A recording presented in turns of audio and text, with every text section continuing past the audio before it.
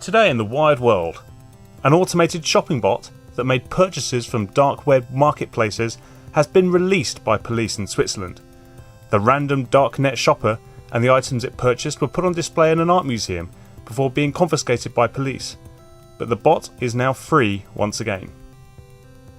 In 2013, Google executive chairman Eric Schmidt predicted the whole world would be online before the end of the decade. Throughout the developing world, new apps and services are helping to bring people and businesses online for the first time, with transformative results. A new report, commissioned by the American Red Cross, claims that drones could have a major impact on disaster relief efforts, but won't be used until regulations are in place.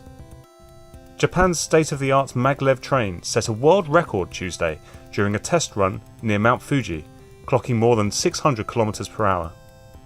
And finally, hundreds of taxi drivers brought Oxford Street to a standstill yesterday afternoon in an ongoing row with Transport for London.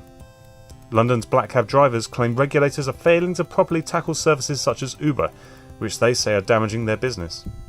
To know about all these stories and more first, subscribe to Wide Awake, our daily newsletter of the 10 best stories in science, tech, ideas, business and innovation.